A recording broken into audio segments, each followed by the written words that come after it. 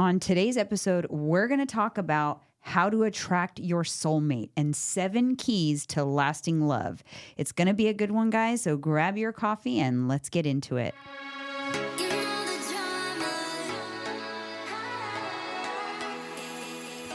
Welcome back, everybody. Back in the pod. It's another episode of Candidly with Coffee. I'm alive and still keep on kicking. Got to be grateful for that. I always say every day now, every day is a fight for my life. I'm fighting to live, and I'm fighting to get my health back. Yep, it is. Every day is a blessing. Yes, it is. Don't you think that? 100%. No guarantee. I'm here, so yep. It's not my time yet, so I'm going to stay here, and I'm ready for battle. Yeah. Welcome to, this is episode 490 of Candidly with Coffee. I cannot believe it. We are getting close to 500 episodes of Candidly with Coffee. That's a lot of episodes, man. 500 almost. Wow. Yeah. Getting there. Knocking away. Yeah. So welcome, you guys. And thank you for tuning in to another episode.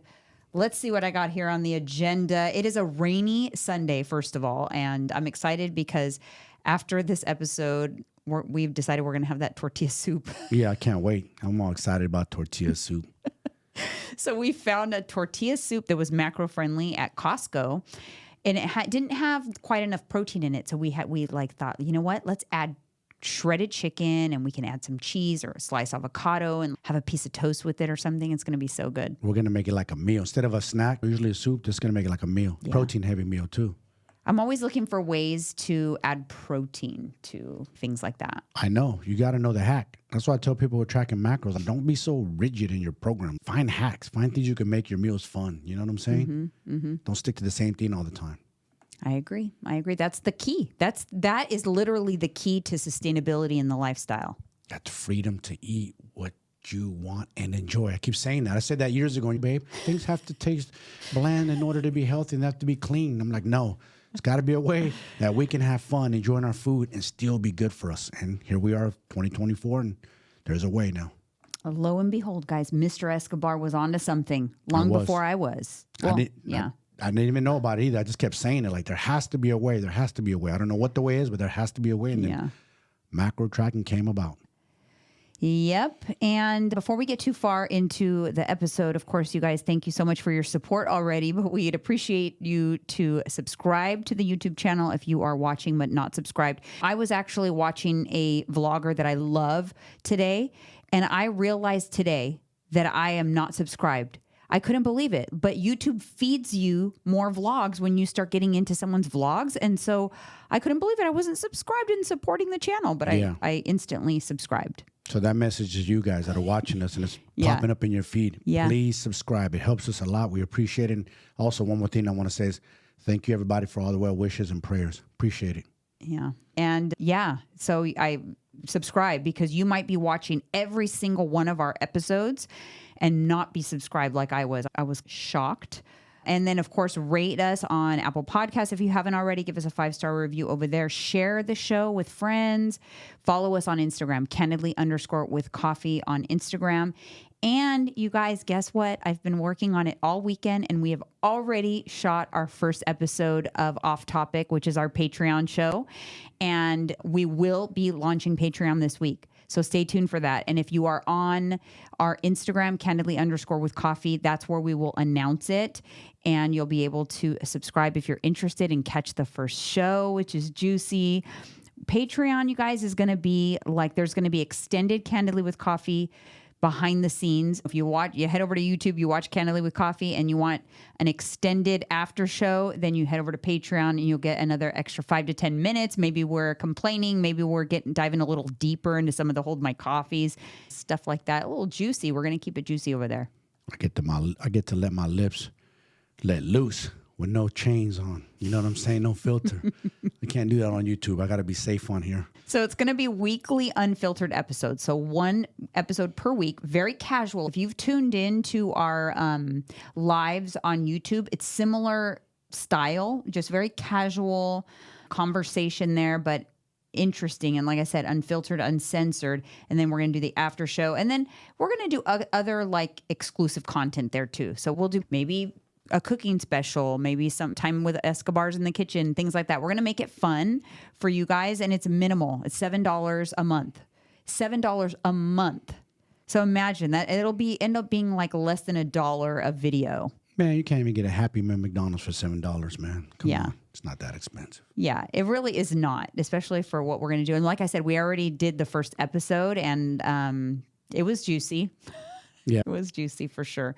We kind of spilled some beans. Yeah, we did, and we probably will continue to do so. So make sure you guys support us there and tune into Instagram for when that officially launches this week. I'm just waiting for approval from Patreon, but it's ready to go, and I've already got an episode up. And there will also be an after show after today's show. We'll extend the show a little bit and talk a little bit more beyond the episode of maybe some stuff that, we wouldn't say on the episode. Exactly. Get to let loose. Yeah.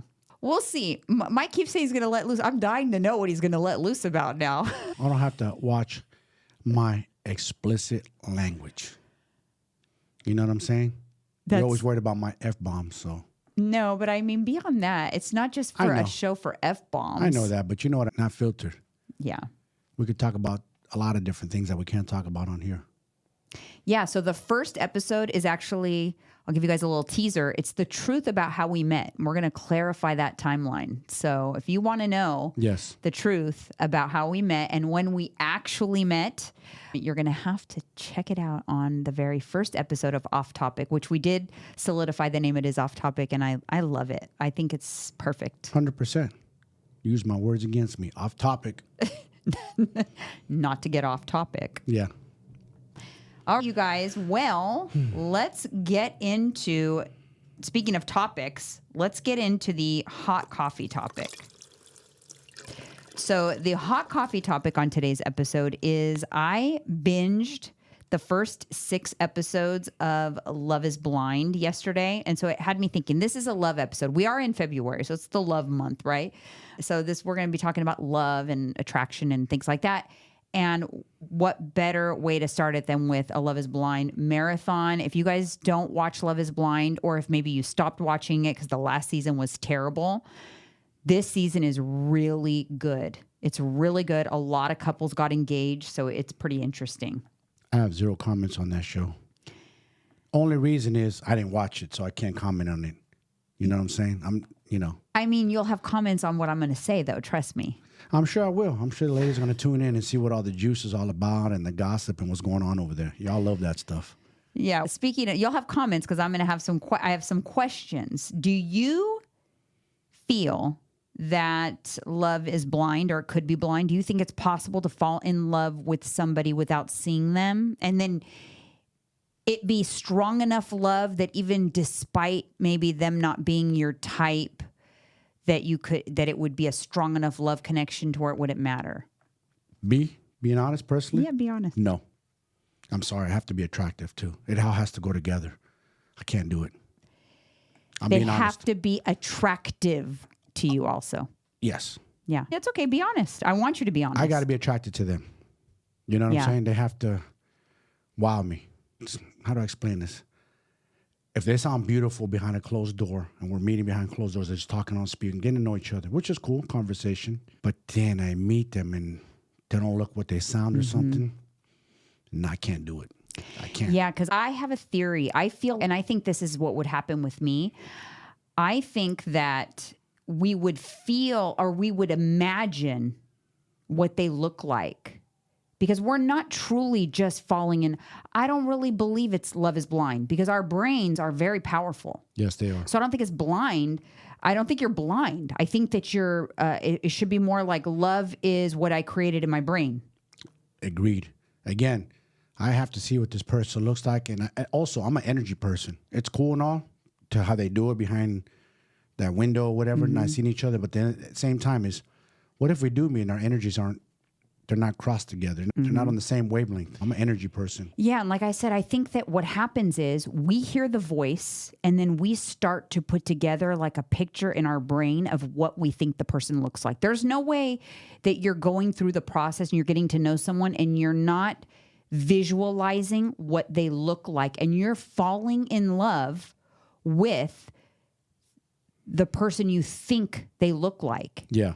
And then I think what happens is when you meet, it almost feels like it's two different people. Okay, now I'm meeting someone new. The person that I met in the pods, they really didn't exist because my brain, that's not what my brain told me that you look like. So I think that's why that first step, because in this show, if you don't watch it, they go on a vacation right away after the pods. After they get married, they get engaged. And if they get engaged, they go on a vacation. And the whole process is like fast, like 6 weeks or something like that. But on the vacation, they're always like weird with each other. Whereas before they were all in love in the pods and they didn't know anyone any better, blah, blah, blah. But then on the vacation, they're like all weird and awkward. Because their mind, it's a mind fuck. Excuse my French, but your mind's computing something and it's not making sense. Damn, this isn't the person that I pictured in my mind and it's off. So now your mind's trying to adjust to, I don't know about this one now. I'm not feeling it. And that's the truth. That's how I would feel. I see it. And I think, and what I notice is it's like the ones that they just happen to be attractive. It's a faster reconciliation. But when it's, whoa, that's not my type, this is weird, it's a slow reconciliation, and usually it doesn't quite work. But I think if we met in there, we would hit it off because the way we talk, our energies, and then when we see each other, we really hit it off. We're like, okay, we match. I'm like, got an idea? All right, cool. But if you look like something that you don't sound or something in my mind, like, damn, nah, I can't do it. Yeah, because I think a lot of people can sound really freaking good, and then you're like, whoa. Have you ever... Oh, I know a story. Okay, you'll have to tell me that in a second, but have you ever like seen, like you hear a radio DJ, a popular radio DJ, and then you finally see what they look like, and you're like, what? Yeah, you're like, wow, this guy sounded really good. He got a radio voice, sounds really good, and you see him in person, like, I did not imagine the way he looks how he sounds. It's weird. Yeah. Okay, what's your story? I had a friend, his wife, they had to make ends meet. And I don't even know why he told me this, but you remember when people used to call into those lines, the sex lines, and they talk dirty? His wife was one of those workers, and she was a heavy-set Samoan lady. If she was not... And a lot of them were heavy-set and overweight. They had really good phone voices, but in real life, they weren't what they sound like, if that makes sense. I hope I explained that correctly. Yes, and oh my gosh, the phone sex. Yes, the phone sex. People call in. That's old school. For some of you youngins don't know, some of these guys get their rocks off. There was really no access to porn like that back then. So I had these lines you call, and they charge you, I don't know, $2.99 a minute. You call, and you get your rocks off because they breathe heavy and talk dirty to you over the phone line. I wonder if there's even such a thing as that anymore. No. They even advertised it on TV on infomercials late night. I used to see it. You remember that? I know you've seen it. I do remember that. That's hella old school. I don't know if they do that anymore. But again, that voice probably sounds super sexy and deep and boom. When you see them in real life, whoa, that's not what you look like. I thought that's how you sound and what you look like in my mind. You see what I'm saying? Yeah. Okay. So on this topic, so on the show, there was a very specific situation that happened. There was this one guy. He was getting a connection with two different girls. One of the girls, and I'm going to be, my opinion was one of them was super attractive. One of them was just like, you're average. Yeah. But he ended up veering towards the girl that wasn't as attractive. But during their courtship, she mentioned that people have told her that she looks like Megan Fox. I happened to catch a piece of that episode while you were watching it. When she said that, I think me and your son caught it. You were watching the living room, and we both started laughing like, no, you don't. But here's my thing. I knew, watching, the minute that she said that, he was going to then fall in love with the image of Megan Fox. Yes, exactly. For those of you who don't know, Megan Fox is Transformers. That was the blow up of her career. Every guy fell in love with Megan Fox. Black hair, pretty blue eyes, exotic. She's still attractive to this day. The chick that said that is not even close, sweetheart. Sorry, I don't want to be a dickhead, but you're not even in the same realm. But I knew that I'm like, oh man, the other girl is screwed, because no matter what, he is going to think that this one looks like Megan Fox, and that's who he's going to fall in love with her even more, because he has a visual. Yes. That's why I mean, like, this whole Love is Blind thing, or the concept of the show, But our brains don't work like that. Your brain will formulate a picture. Yeah, I agree. And listen, everybody's different. Some people, they're not into, attraction doesn't matter to them. They just fall in love with the person, their personality, whatnot. We're all different. You know what I'm saying? So that's why I don't judge. If that's what you like, cool. But for me, I have to be attracted to you. You know what I'm saying? That's just the way it goes. So the guy that when he did finally see her, you could tell he was caught off guard by her looks. And he even said it in an interview after the fact. He was like, wow, she lied to me. She said she looked like Megan Fox. First of all, she didn't actually say, I look like Megan Fox. She said, I've been told that, but I don't. She goes, don't get your hopes up. I have dark hair and light eyes, and that's why it didn't matter. To me, it was like, she already said it. It's going to formulate the picture in the brain. Yeah. That's it. Yes. But he has some freaking nerve, though, to be so, like, he was rude to her, and you could tell he's like trying to convince himself that he's attracted to her, but he's not. But who the fuck does this guy think he is? Because he's a nerd, in my opinion. I don't know. Trying to put himself on a high horse, huh? What's he look like? Oh, homie, look at you. Let me say something. Let me say something for you ladies, because I don't want to beat y'all down. Love the ladies, but listen, some of these fucking dudes out here, they put themselves on the pedestal like they're all that and then some. They ain't shit. Trust me, they ain't nothing. And don't ever let them make you feel like you're any less than them, because they ain't nothing. I know. So when I saw, okay, my thing is, so you think that you are of caliber, that you could pick a woman that looked like Megan Fox, like you put yourself in her. Bro. Yeah. No. Not even close, and dog. he makes me, I do not like him at all. Now, she's potential. She has a lot. You know what her issue is? It's not her look. She's a pretty girl. Yeah. It's her confidence. Yeah. She exudes insecurity. And let me tell you something, ladies. Take it from me. We pick up on that real quick. Don't do that. If you show any type of insecurity, man's going to walk all over you, not take you serious, and not really feel you. Men love a little bit of a challenge. Mm-hmm. We love a confident woman. But the thing is, see, her picker is off, because she had another guy that she could have chosen between. I should have said there's a spoiler alert, you guys, for this show for Sell This Bind, but there's another guy she could have picked that she didn't, and he was much more into her and much more like the right pick for her, but she picked the other guy who was a little bit of a jerk vibe or whatever. So she's got a bad picker. That's why she has a bad track record with men. Let me tell you something. Why you said that, I'm gonna talk on that jerk subject. A friend of mine, when he was single, his method of picking up women, his whole shtick was, he was a fucking asshole, and he knew it. He was an asshole to women, and the more of an asshole he was, the more these women loved this dude. It's crazy. You know who he is. I don't want to say his name online. You know who he is. You know who his crazy wife is. Oh yes, I know exactly. He was a dick. He said that you can't be nice to him. You got to be an asshole. They love you more if you're an asshole. And for some reason, women love that jerk kind of asshole. You're too nice, too nerdy, too much. Women will walk all over you. They don't want that. We're going to get into that, though. But that if somebody craves that drama, and we're going to get into that in this episode later. And I had that couple in my brain when I was doing this, by the way. I know who you're talking about. Mm-hmm. If they crave that kind of drama and tumultuous kind of thing, that's a trauma. That's a trauma bond. It's not a healthy relationship. It's not a true, healthy, long-lasting potential relationship. And if the dude don't respect you from the start, and tries to treat you like he's above you and you're beneath him, man, walk away from his ass. He ain't shit. Trust me. He ain't nothing. These guys be thinking they're all that and then something like they're special.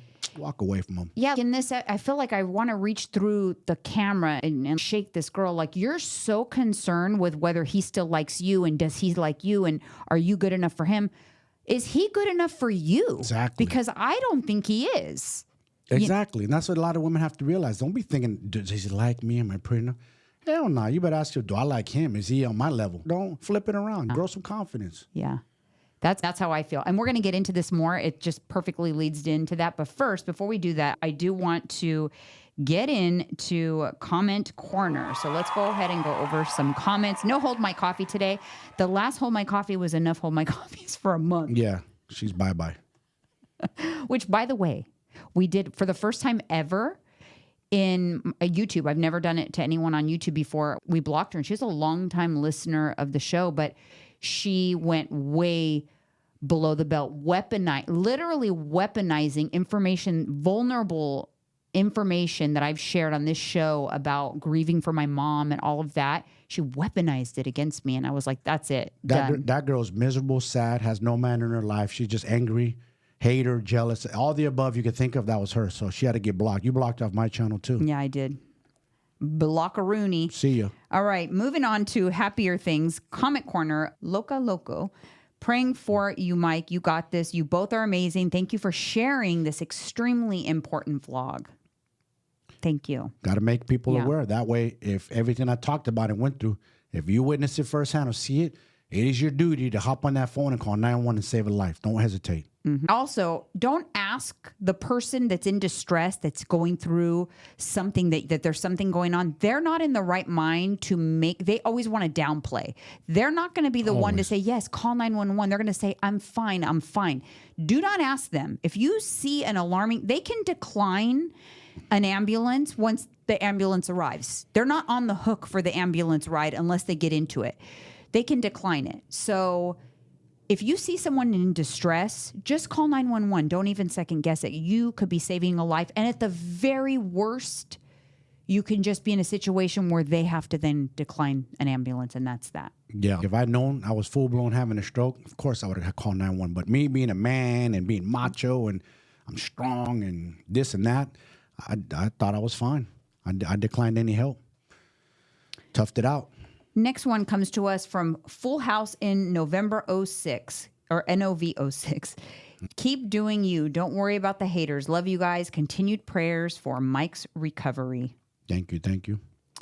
The next one is Diana, Denver Real Estate. Hi, Diana. So happy to see Mike back. When the haters come out, you have arrived. Unfortunately, it seems to be how it is. Thank goodness you both have thick skin.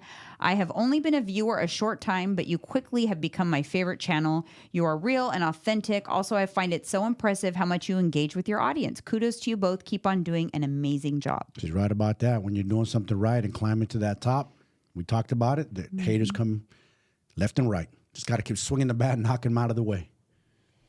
Yep, like I said, it's a sign that we're doing something right. Okay, next up, Jenny B, 4835. Glad Mike is okay and on the mend. Keep talking about the things that make people uncomfortable. That's the very reason the rest of us watch you guys, is because you're willing to speak up and be honest about topics that we've been conditioned to think is not appropriate to talk about. But it's real life, and I love learning about ways I can be proactive for mine and my family's health. Not sure if you guys have talked about this before, but I'm curious on your thoughts about the Panera drinks and other energy drinks that young people have been drinking and then going to the hospital for, being hospitalized. So I wanted to answer that. So there is controversy. So Panera Bread has a lemonade. It's called a charged lemonade, and it has 390 milligrams of caffeine in it. Yeah. And that's not the problem. The problem is actually there's free refills. Of course. Because I didn't know nothing about it. I saw that comment, and I responded back to her. I said, I can't really give you any input on this because I don't know nothing about that drink. But yeah, I do. 390 milligrams for what? 12-ounce drink? I'm assuming maybe? Yeah, it's like a cup. I don't know, but it's 390. Dude. For they're refilling their thing, it's 390. And free refills on top of that? No. And Panera Bread launched a sip club that's $12 a month, and it was launched last year, and you get free unlimited drinks with your sip club. So they buy it you pay a monthly fee, and then they get it. They can go in there every day and they can get these drinks. That's way too much caffeine. And that's the problem. Especially for young people. 390 in one cup. That's like my daily limit for me. I'm a grown ass man. A kid, yeah, you're going to give him a heart attack probably. So you haven't said he just has 2-3 refills. Every day? No. I think the problem is, and with energy drinks, that's Panera Bread, and so they're facing a lawsuit. The problem is specifically caffeine. When you overconsume it, it's already a problem, right? But what has been happening is you might have, and we just found this out when you were in the hospital. Yes. You could have a heart condition that's undiagnosed. Yep. And something like that, like over-consuming caffeine, will give you a heart attack more easily than someone who doesn't have the heart condition. So a lot of the times when you see the people dropping dead of the heart attack or having the cardiac arrest or situations like that, it's because they had an undiagnosed heart condition and now they're over-consuming caffeine, it's a problem. Major problem. Especially if your heart already has to work hard as it is. All right. Now you're pumping extra stuff into it and over supercharging, as I like to call it. You're putting like supercharged fluid in there and making it pump even harder. Like you're willing a heart attack to yourself. And even beyond the heart attack, caffeine for young people already, they're struggling with like the hormones and all of that stuff. Too much caffeine for them is going to give them heart palpitations, poor sleep, high anxiety, really bad. So my personal stance is, to answer your question, I think energy drinks should be 18 and up. 100% wholeheartedly agree with you. Shouldn't be for kids. I didn't drink much caffeine as a kid. A coffee here and there. Yeah, I didn't either. Nothing crazy. No energy drinks. That wasn't even available in our time. But nowadays, and these kids who stay on social media for hours are probably downing cup after cup and not realizing they're overstimulating their body. Overkill. Too much. Yeah, so I think that you should be 18 and up. I think that, but you got to look at energy drinks. And look, like I said, pot calling the kettle black. I drink an energy drink a day. Coffee, actually, I need a little bit of caffeine. And coffee, believe it or not, I'm more candidly with coffee. So the irony, I haven't been able to drink my coffee lately. It's upsetting my stomach when I drink coffee. Acidic, that's why. So the energy drink doesn't upset my stomach, but I have one and I monitor my caffeine intake, and I'm an adult. But I don't think that kids should have the ability to walk into a 7-Eleven and basically get drunk off of caffeine. Yeah. Not to get off topic, but we had a friend admit to us when he had his heart attack, he was down 5 to 7 energy drinks a day. At, what was he, 49 years old, I believe he told me he was? Yeah, so that's deadly. That's deadly. Right. But even a little bit over for someone that has some sort of heart condition, or for a child who's smaller, could be deadly. But if you consume 1,400 milligrams of caffeine, that's crazy. The Bang energy drinks are like 380 milligrams of caffeine. I didn't know that. That's nuts. I haven't really drank those that much. I did more like Monsters when I did do them. Dangerous. Yeah. The ones I drink have between 170 to 200 milligrams. And like I said, it doesn't matter because I monitor my caffeine intake. So I love my Diet Coke. You guys know I love Diet Coke, but I drink only caffeine-free Diet Coke. Unless I'm under my limit and can afford to have a little bit, I'll have a little bit. But I don't drink any caffeine after 1 p.m. I don't want to mess with my sleep. I monitor it. But again, just like with alcohol, like you have to be an adult to make those kinds of decisions. But the energy drink companies, they cater to the color. They're colorful and they cater to attract young kids. Yeah, they better be ready because lawsuits are coming because you can't be doing this. You can't stimulate kids' bodies yet. They're growing, they're acclimated. Me and you can have caffeine. We're older. We've been drinking caffeine forever. Our body's acclimated to it. These kids are still growing. They're not acclimated. They're overdoing it. That's the problem. I need to ask, speaking of this made me think, because I know Alyssa likes energy drinks too. She doesn't drink coffee. I need to make sure she only drinks one a day. I do believe she only drinks one a day, and she does Ghost Lifestyles now. She got away from doing Bangs, which I'm glad because I didn't realize Bangs had so much caffeine. Too much. Yeah, that's way too much. And then when that stops working, then you want another one. Now you're doubling your caffeine intake. It's because you get addicted. You literally get addicted to them. It's another addiction. That's what you have to be careful of. I'm glad you don't drink them because you can't be affording no. No, I got to be cool with the caffeine intake. I monitor now. You know, you got me the decaf coffee pots for the afternoon when I'm craving coffee. So I drink decaf in the afternoon when I'm craving coffee. I like the taste more. It's not even for the caffeine for me, you guys. I've been drinking coffee since I was a kid, so it's more. I just love the taste of it. Yeah, you do love your decaf. So you got to let me know if you're running low so I can restock because those sell out. They don't always have them in stock. Yeah, more and more people are going to decaf because we got to cut back. All right. Thank you so much for those comments. We really appreciate it. We love interacting with you guys in the comments. So continue to comment, and you usually both of us will pipe in, not just one of us, because we do love that. We've built a community here, and I appreciate it. And if you guys may not realize this, but sometimes Mike and I will have conversations, and we're talking about you guys like we know you as well. So I know some of you guys say it's so weird, like we feel like we know you, but we feel like we know you guys too. It's like we created a big ass community. You know what I'm saying? Yeah, an extended family. Yeah, it's pretty cool. All right, moving on. So today's topic, I want to talk, and I'm going to give credit where credit is due. I came across a podcast and I listened to it from Lewis Howes. If you guys don't follow Lewis Howes, he's got some good guests on his show. He did some good topics. I love it. Do you know who he is? Lewis Howes? I've heard the name. Yeah, you would probably, if you saw him, you would know him. Yeah, I'd have to see him. Yeah. Anyways, he did a good episode and he was touching on a lot of this stuff. And it just made me think, 'cause I love hearing about relationship stuff and then thinking about how our relationship and how it applies to this stuff and where we went right, where we went wrong, and what we need to work on. I like to, nobody's perfect. Everybody needs to work on their relationships. But so we're not, trust me, I'm not on any high horse relationship expert, but We've gone through some things though. yeah, definitely. Okay, let's get right into it. So this is going to be some tips on how to have everlasting love, like how to not only find it, the right love, but keep it going, because a lot of the things we do right in the beginning and then we let it fall off and we stop doing them and we just think we're just going to be good forever. And You gotta evolve. Like yeah. you always say, you have to evolve. Even in relationships, just like life, you have to evolve. You have to evolve in your relationship as well. Yeah, and I do feel also that relationships, they go through good times and bad times. Peaks and valleys. Yeah. As my client Marisa likes to say, peaks and valleys. Yeah.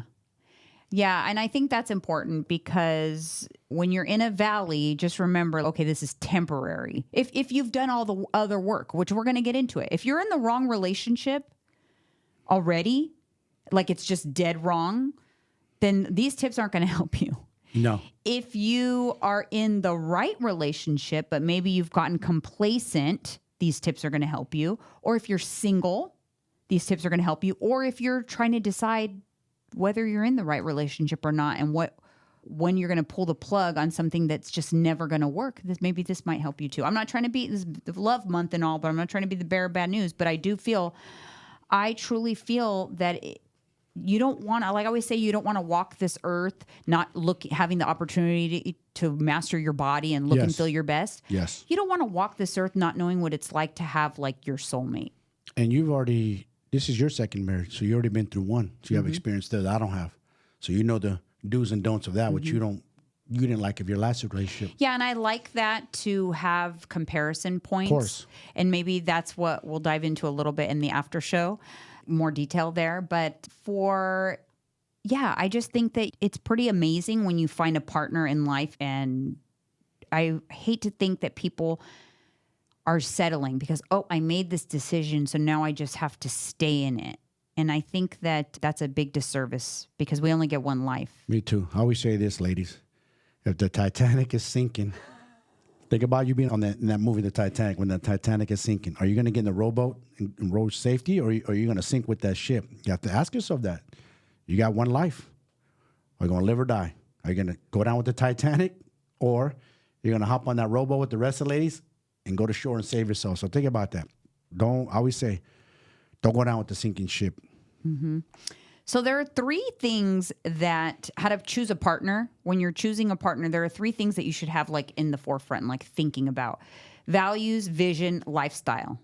You got to have similar values, similar vision for the future, and a similar lifestyle. Very similar. Can't be off.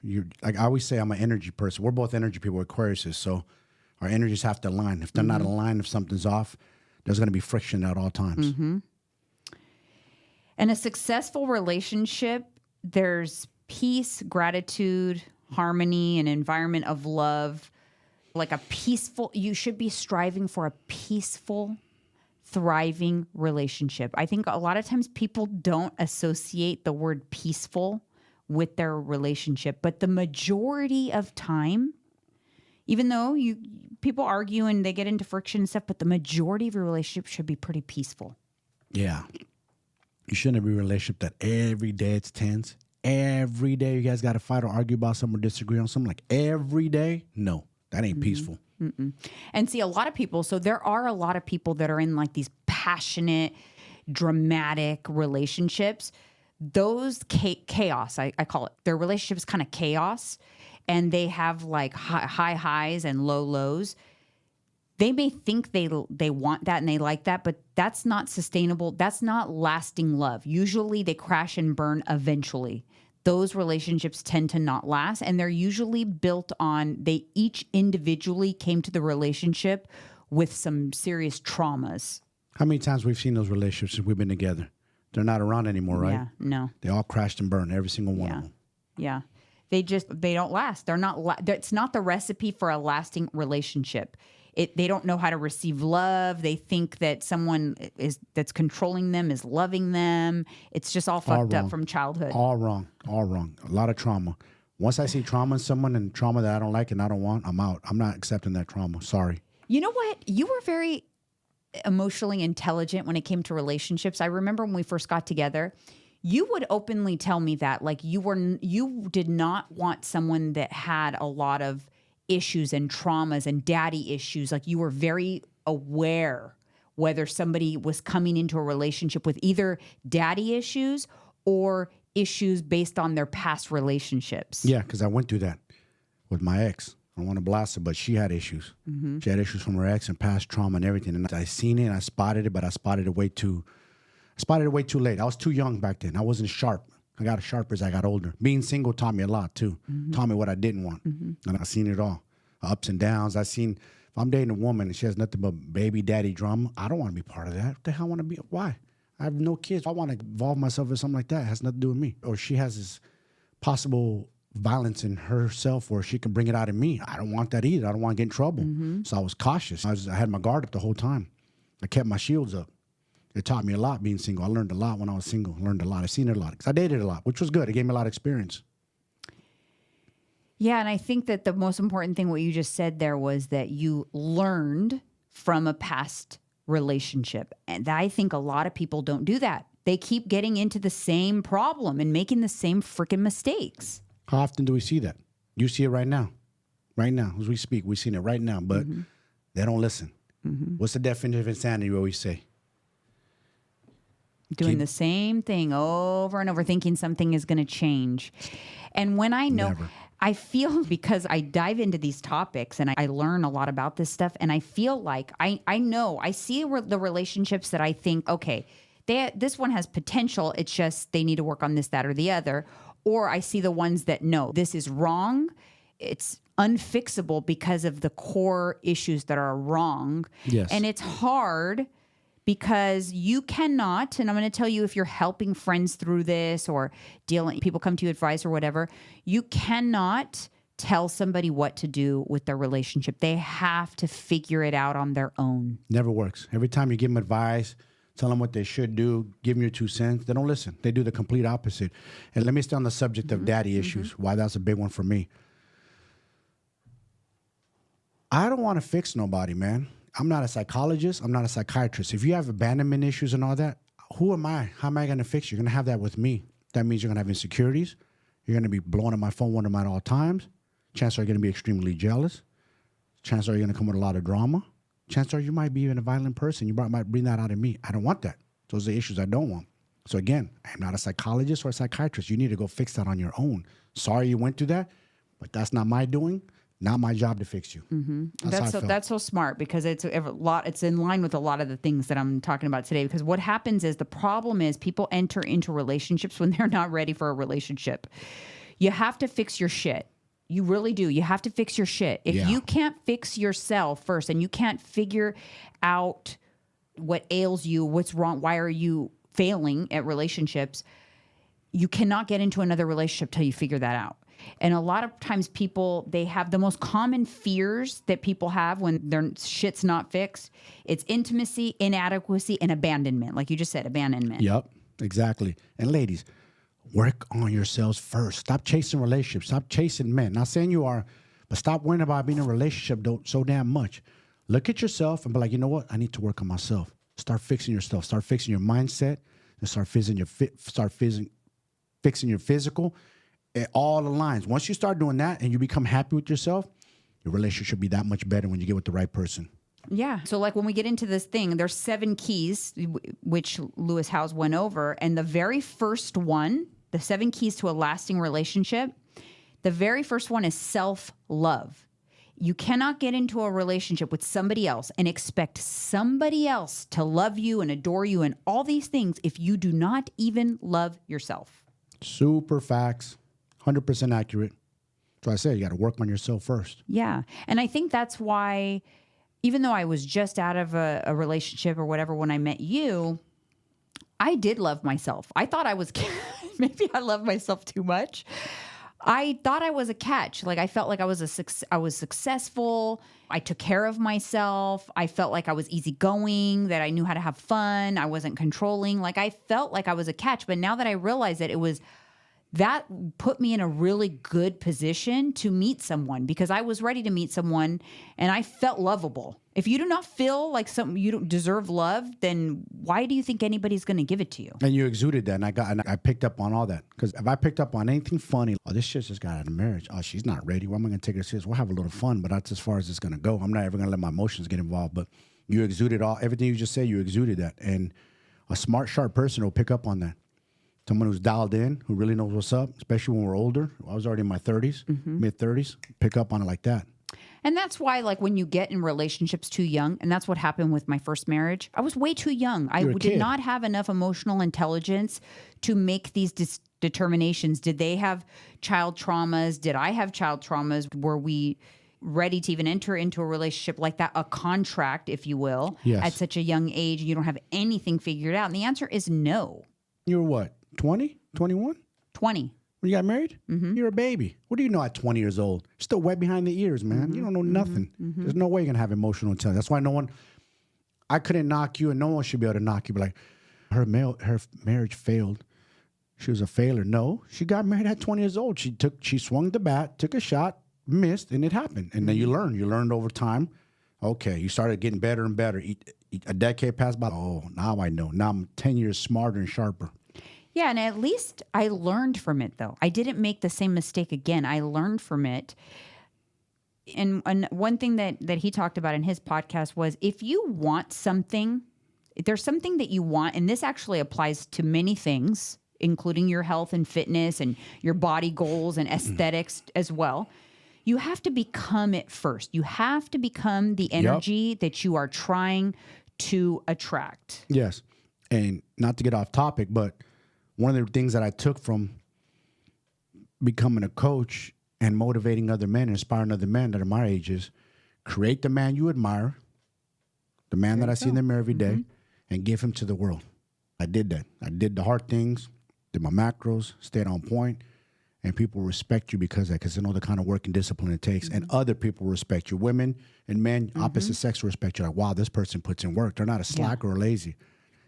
A lot of people look at it like aesthetics, but it's the discipline, the strong mindset you built. It's not an easy thing to do. Yeah, so then you attract that. Exactly. And then you attract that in somebody else. So then you will attract another person that's confident, that's also put in the work on themselves and done their self-work and stuff. So like, you definitely had a lot of confidence. So you came in with the self-love. Yes. I came in with the self-love. Yes. So we attracted to each other based on that. There is no way. I just find you would steamroll over women who lack self-confidence. 100%. Especially when I was a trainer. They thought I was assessing them, and I go, oh, here we go.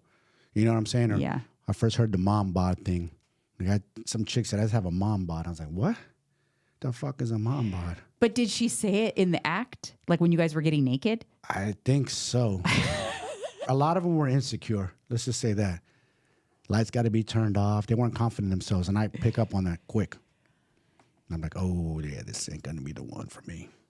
Yeah. So that's what I mean. That's what I mean. It's like you have to come in like loving yourself and feeling worthy of love, being in a position where, you know, that's important. And I think people they skip that step. Like in this Love is Blind episode, this girl is so insecure, worried about whether the guy is liking her or not. Like, you don't even love yourself. How do you expect him to love you? It's clear to me that you don't love yourself by the way you're acting. Happens a lot. And a lot of women don't realize what they're doing. They're so worried about, does the man like him? Is he into me? Is he this and that? Are you into you? Do you like you? You got to ask yourself that. Do you see what you like in the mirror or anything? Do you feel your energy? Do you love your energy? Do you love yourself? Ask yourself those questions first before trying to receive it from someone else. Again, that's the type of stuff that needs therapy. It's like traumas. It's where because you can't love yourself until you feel like someone else loves you. Your self-worth comes from somebody else's love of you and not your own love of yourself. And that is something that you have to fix. They're looking for affirmation in the other sex. That's the problem. Got to look for affirmation within yourself. Listen, I ain't tooting my own horn like I'm the best looking dude or even that. I never even looked at myself like that. Am I attractive, guys? What I do know is I was a confident dude. That's what I do know. And what I do know is I put in work on myself. Always kept myself for the most part in good shape. worked out, and I know people respect that. Because again, confidence exudes positive energy. Yeah, and that's where confidence comes from, though. So you don't necessarily have to, if you feel confident, you actually just look better. And you look better to the opposite sex. And in order to feel confident, you have to do the things you know you need to do. But it doesn't mean like you're changing your appearance, but you will be more attractive is what I'm saying. Confidence exudes attraction. You exude a different energy. But the problem is a lot of times in order to build that confidence, it does help if you work on the external as well as the internal. That's how you build the confidence. But you can build confidence without the external. I have been a very confident person at many different stages in my life when I look back and go, wow, why was I so confident? You got pictures of us in Miami, Cabo. I'm standing next to you in those goddamn long board shorts with my gut hanging out everywhere. You were confident AF. Yes. What was I thinking? But it's an internal thing. It's internal. But here, let me say another thing is, again, I never looked at myself like this Rico Suave or pretty boy dude. I would steamroll over pretty boys. Better looking dudes. Steamroll them. They didn't have the kind of confidence that I'd pull women that they couldn't pull. Why is that? They're the pretty boy dude. Because of the confidence. They were lacking something, right? Yeah, for sure. Because it comes from within. Yeah. It comes from within. But if you do the things that you know you need to do to take care of yourself, it helps build that confidence for sure. So if you're wondering how to build that confidence, it does help. Also, if you're struggling with past traumas and stuff, you got to work on that. So I want to move on to the next thing that's very important, and it is communication. And this is interesting. This what really intrigued me, because giving and receiving communication. But the most important thing about communication is not communicating with your mouth. It's actually listening to the other person. True. Listening to your spouse, listening to your mate, who you're dating, your boyfriend, as you would say, your Sancho. Sancho. Got to give them love too, man. Can't exclude them. Say that. I knew you were going to say that. But yes, you have to listen. You have to learn to listen without interrupting and always feeling like you're going to add your 2 cents, and truly listen, like receive the information and not just be pretending to listen by being quiet, but you're really just concocting what you're going to say next. Yeah. Yeah. You have to learn how to listen. The key to being a great communicator is listening. You're right. Say less, do more. Yeah. I think that's important. But this is another one. This is one of the biggest takeaways I took from this episode that I heard of his. If you want to be a good communicator and you want to be a good listener, you need to ask questions. I think that people are so self-absorbed these days. They don't ask people questions and really want to know the answer. That's the best way to be a communicator. Damn, he hit the nail on the head with that one. That's a good one. Yeah. And that one for me, I made a note of that. You know what? I need to ask more questions. I need to ask you more questions. It depends on the topics. I ask you a lot of questions. Yeah. On certain things. And I know I've never been the best communicator as well. Sometimes I get sidetracked. Yeah. You need help in that department. Yeah, you're right. Actually, now that I think about it. I get a little sidetracked, whether it be my phone, TV, or something. Yeah, we're going to talk about that actually too, digital detox. But yes, you need to, I think we can both improve on. Let's just say asking questions is something you and I can both improve upon. And active listening. You do struggle with listening sometimes when I'm trying to talk to you. Yeah, my ADHD brain of mine just goes its own direction. But we've actually talked about this before on where we feel like we could have better strengths as communication. So this is not new. We can definitely work on this. And I think out of everything that we're going over today, I think that this is probably our only thing. And it's not only that's it, because it's a big one. Communication's big. But I think that everything else, I think we get an A. And communication, I say we get a B, sometimes a B minus. Fair enough. Would you say that's an accurate Probably, yeah. grade? Sure. Yeah. Yeah. But in terms of, for me specifically, I would like to remember this. And this is not just for mates and relationships, but remembering to ask people questions. Yeah. Just in general, in life. Ask questions. Don't be afraid. Yeah. For Asking sure. questions. I 100% agree. I like that one. All right. So the next one is vulnerability. In order for us to be vulnerable, we have to feel like we have a safe environment, that we feel safe in order to be vulnerable, to show emotion. Because the first time, if you show emotion and someone tries to shut you down, chances are you're not going to show emotion again. You're going to internalize it because you don't feel like it's a safe space. And it's a breeding ground for traumas. You've talked about this before. You said that you were told not to cry. Yeah. Not by a woman, my father, but I always carried that with me, not to cry. So you hold that in. But then if you hold that in too long, guess what? Gonna erupt. Yeah. It creates a trauma. And I think that those traumas that you created by holding it in, not feeling like you could express your feelings, those were traumas that you had to work through. You probably should have worked through those before getting into a serious relationship, but those manifested in you when you had your mental breakdown. Yeah. And that was part of it, because you were going through something and you didn't feel comfortable being vulnerable because you were conditioned as a child to not show emotion. So that emotion exploded inside of you into a complete mental breakdown. So after that, the benefit of your mental breakdown, though, is it allowed you to work through that, and you identified it, and you no longer trap your emotion anymore. You're very emotional now, and you let it out. You cry more than I do. That's because I got my mother's damn emotions. I used to get mad too, because I used to cry in secret. Not because I'm sad or nothing, just my emotions. And I know exactly who I get it from. My mother was a crier, big time, very emotional, but also very turned up. Mm-hmm. My mother blew, she blew, just like I do. Yeah. She had the crazy emotions. But see, so if you can be vulnerable in your relationship, like truly vulnerable, and share when you're going through something or share your authentic feelings, then you create a deeper relationship. And that's probably why I would say that even though the things that we've gone through have been very difficult, those things have made us stronger, because every time we go through something big, it allows us even more comfortability to be vulnerable with each other. And I think that creates even a deeper bond. That's true. That's true.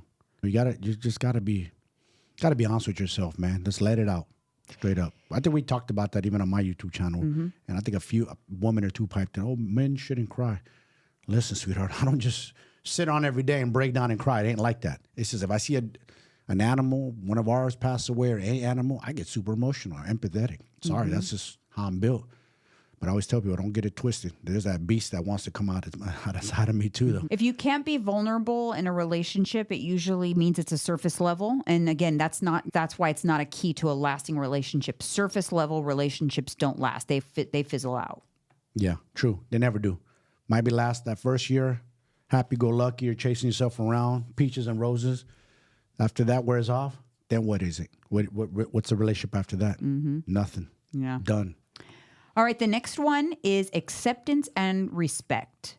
Accepting the person you get with for who they are, not getting with someone and then trying to change them. You're with them and you're trying to build a lasting, loving relationship because you love them, not the person that you want them to become. So acceptance, respect, not being judgmental, not making them feel like they need to change or be different, or you think they need to make changes. That's a lack of respect for who they are as a person. If you feel like they need to make changes, you picked the wrong person. I always tell you, that's another thing I paid attention to. What I always say, I don't need a second mother. If I felt a woman tries to come in and change who I am or mother me to death, I'm out. See ya. Hell no. No. That's no. Crossing the line right there. And you know how we talked about, just in the previous, we talked about communication, right? And the importance of communication is asking questions.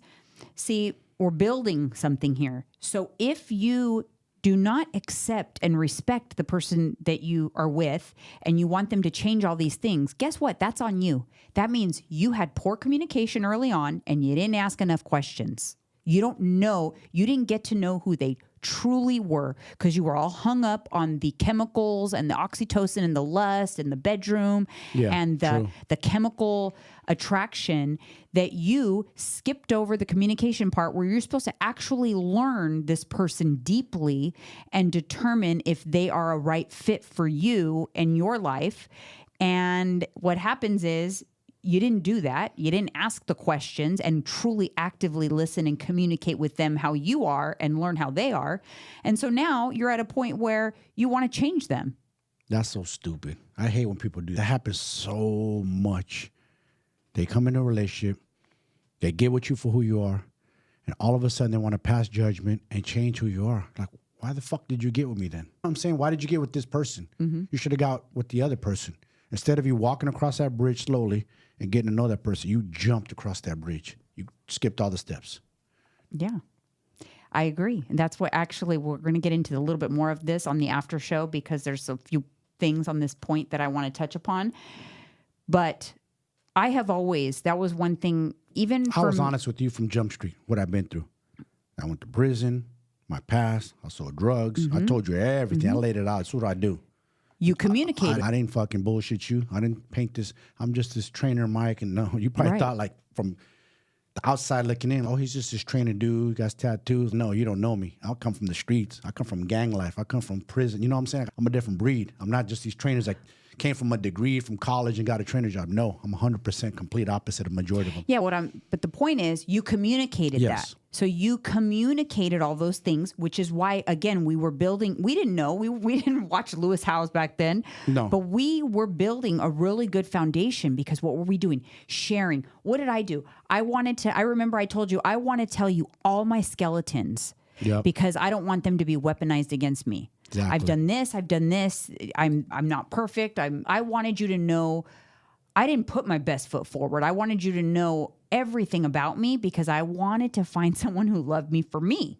And so I didn't realize back then, but that was a very important thing that we were doing. You did it, and we did it very early on, which is very important. You got to do this stuff early on. We did it early on, and then so we didn't have an issue when it came to acceptance and respect. We had true acceptance for each other and respect for each other and our pasts and our history.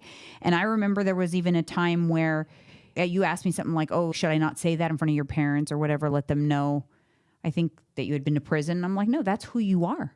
That's part of you. It's a big part of you. And I'm not ashamed of it. Yeah. I didn't care. I don't care. I wanted to be honest, because if you're judgmental and judge me about it, had a problem with it, now's your time to go.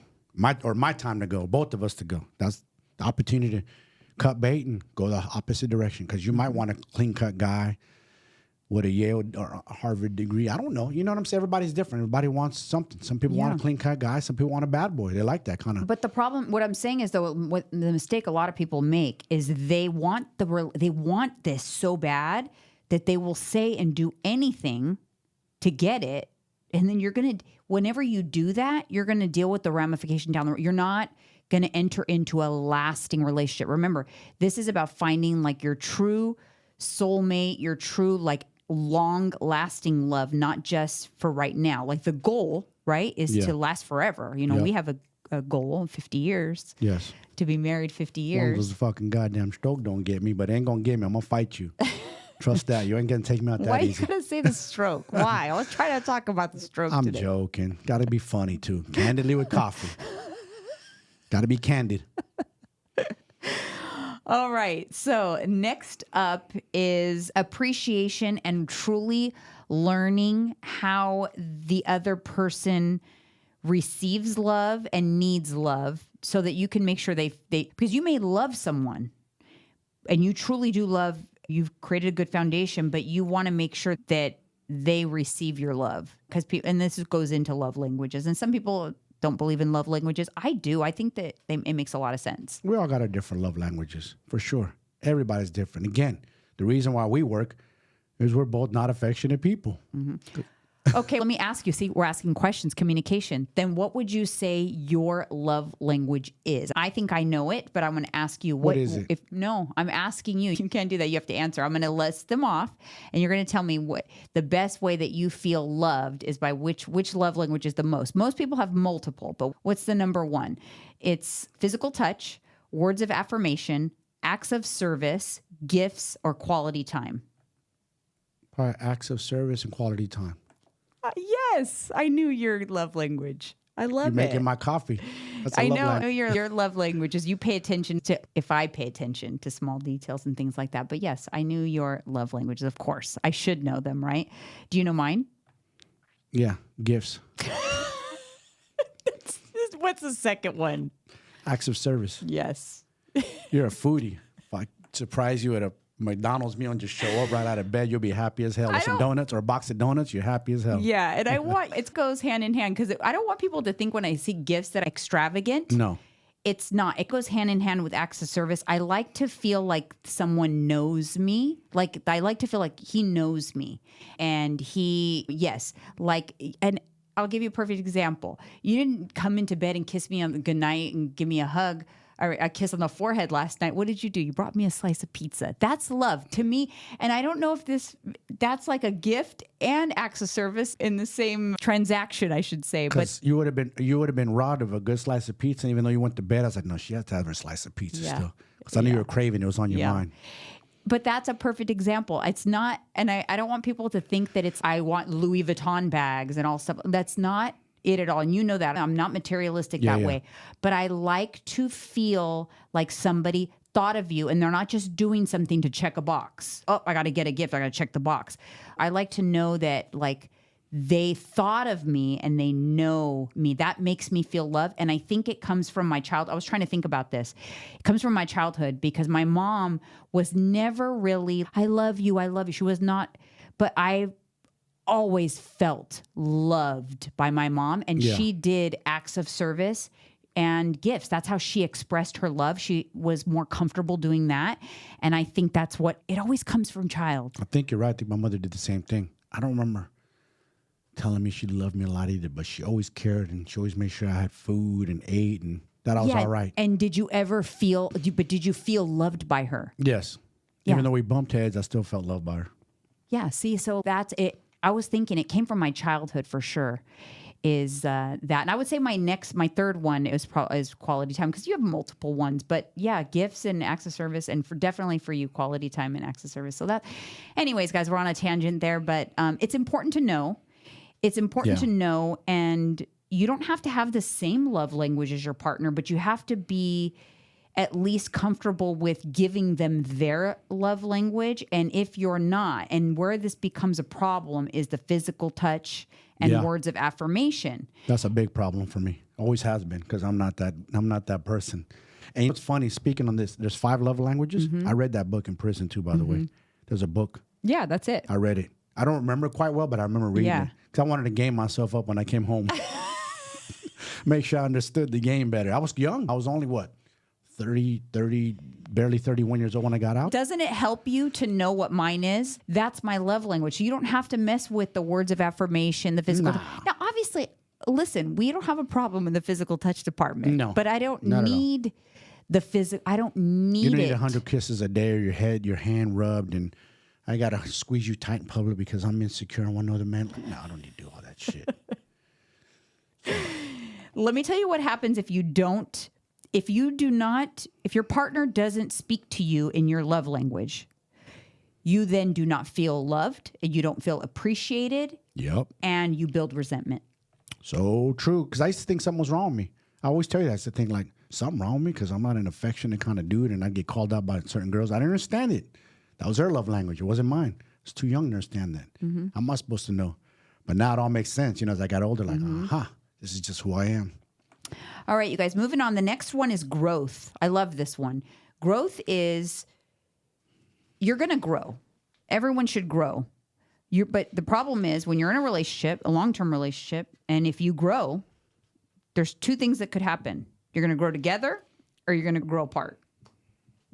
Very true. So you have to actively You have to actively work on growing together. It doesn't mean you have to be working on the same things, but if you're both wanting growth, you both support each other in your growth, you both want the other to be happy, you're not resistant to growth, so you try to hold them back from growing because it makes you feel uncomfortable, that's a problem. That's not going to work. What do we talk about? We even talk about that in personal development, meaning changing your physical. Sometimes the other person has a problem with that. And they want to hold you down because they don't have the discipline or the mindset to grow along with you. We both seen it. Yeah. Just remember, grow together or grow apart. That's it. It couldn't have made it more simpler for you guys. Grow together or grow apart. Simple as that. All right. Next one is quality time. It's actually one of the love languages, but you have to spend quality time together because otherwise you're just going to end up as roommates. You're going to end up growing apart. Yep. Because if you're not spending time together, that growth that's happening, it'll happen, but it'll grow in separate directions. You won't over time, you won't even know each other very well. And here's the problem. People in the beginning do the quality time, but over time, because of all the other steps are missing that we talked about, people skip the quality time. They just think they don't date anymore. They don't spend time with each other anymore. They live literally separate lives. And without quality time, you just have a roommate. I think people forget that even though you're together, let's just say you end up married like we did. You still got to go on dates together. Don't skip that part. It's important you have alone time, quality time. That's very important. Have date night. Make it a point. It's so true. I think you told me about a program, one of those housewives shows, and they're both real busy career people, but they make it a point to have at least one date night a week. Yeah, date night is important. We have our date night, and I love it. I look forward to that's like my favorite day of the week. It's like a Friday night when we go to dinner and we just download, and we spend a lot of time together. But it's still that's not normal. I know. Most couples don't go to the workout to the gym together in the morning, podcasts all day long. But yes, quality time. And like I said, we spend a lot of time together, but we still make it a point to do the date night because the date night, it's not about work. We're being a couple on date night. Exactly. And it's important. And it definitely strengthens the bond. Yes, it does. For sure. It's good quality time. The last one is adaptability. So you want to be flexible. You have to be flexible with each other, not too rigid. And this is a really important thing. One person should not always be compromising. Compromise usually builds resentment. If there's always having to be compromising, it builds resentment. Yeah, the relationship can't be a one-way street, basically what she's saying. It has to be a two-way street. It has to be flowing together. But if you're so different that it requires compromising all the time, it's eventually going to build resentment, and I think it's not the key to a lasting relationship. And if you're so rigid, you can't be flexible. Being flexible is different than being compromising. Because to me, being flexible means you're both giving a little. Yeah, and not true. One is hard and fast and the other one's always having to compromise. Because that person, they're going to build so much fucking resentment, that relationship is doomed. Exactly. Done deal. Ain't going to last. Because the thing about resentment, you guys, it builds, it fills. Think about it like a cup. Here's my analogies again. Every time you start to feel resentment, it builds, but it usually doesn't empty. So it might stop if it compounds. So it might stop if things get better. But then the next time things get bad again, it's just filling. And what do we talk about? At the end, it takes just one tiny little thing to spilleth over. Yeah, you have water inside the bowl over the stove. You have it on setting 2. It's warm. Then it goes to 4. It's warmer. Then it goes to 6, 8. Eventually it gets to the boiling point. Once it gets to that boiling point, that person that's compromising, it's going to snap. They're going to blow. That's just the way it goes. And it could be like the littlest thing. Yep. Smallest little thing. What do we say? All it takes is the straw that broke the camel's back. Yep. That's where that saying comes from. Yep. All right, you guys, hopefully you got some gems out of this. Hopefully you are in a relationship that has some of these things, but there's some of these things you can work on, like asking more questions or doing a date night. And hopefully if you are in a miserable relationship that has none of these things, but you're holding on for I don't know what reason, your hope, then this will help you to, like, maybe it's time to move on and maybe try to picture your life like Don't be a crab in a bucket trying to call out of it. They throw you a line, but you can't seem to grab that line. Yeah. All right, you guys, thank you so much for tuning in, and we will see you on the next one. Should be a good one.